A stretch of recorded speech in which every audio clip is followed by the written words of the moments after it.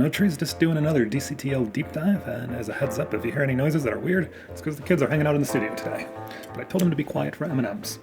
But yeah, DCTL deep dive, we're going to talk about RGB Chips, a diagnostic tool that I use quite frequently. Does that to your image.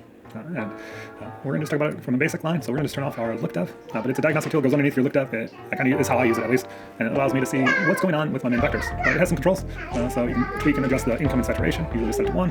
You can crank up the number of hues. I usually leave it around 6, just because that is a happy place to show off the 6 main vectors and the gray ramp. And then columns is kind of an exposure demarcation, so you can kind of see, it kind of breaks it up and makes it so you can kind of see what happens as exposure jumps through your shot. You can clamp your output, you can make some adjustments to the incoming and gray. You can change it to linear, and you can be crazy and go vertical. The world is your oyster with that. Vertical stands differently in how things look on your scopes, obviously. So it kind of depends what you're going for. If we leave it like this, it's all fun.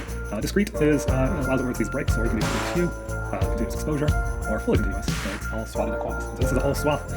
Usually like this. You can put in gaps if it's not continuous. It is an easy way to see. So if you're not, if you're discrete, you can put in, say, bars to kind of separate things and break things up. But in this mode, discrete, none, no bars, you can kind of see just how things are affecting fully continuous all the way around, plus the gray ramp. Turn that off. You can see on the vector scope where that gray ramp is kind of situated in terms of going straight out, straight back. But then if we put on top of that our initial look up, which is a DRT that takes us from the input, which we're saying we're declaring this to be Davinci Organic, Davinci Wide Intermediate, and we're pumping it out, you can see how that is affecting our hues. And you can see that on the vector scope. If you want to see the curves particularized, you can go this way. And you can see how they changes a little bit of the view of the vector scope by turning this way. This way you get more of a lens swap in terms of what your view is, but this kind of lets you see how, as they get bright, how those curves rotate around. And so if you're doing things where you play around with some like these hue shifts, you can see on the vector scope quite clearly, watching how the red bends, so that as you're working and developing your look, it's a little bit easier to see what's going on than if you were just in OpenDRT.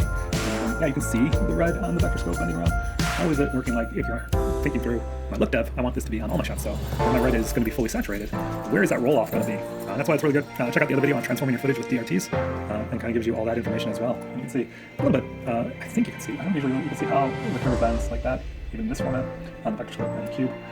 But yeah, it is kind of just like that.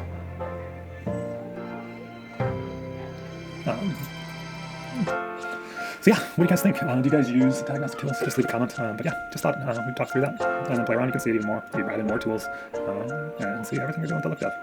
Very cleanly, very easily, compared to what you're going to see where your hues are all blended together in different amounts all over the page. But if you like this and you want more, leave a comment. Tell me what tools you guys are using. What tools would you want to learn more about? And maybe we can talk about that in the comments. So like, subscribe, and do all those YouTube things. Until next time, it's been fun. But yeah, play around. Link in the description for the RGB chips.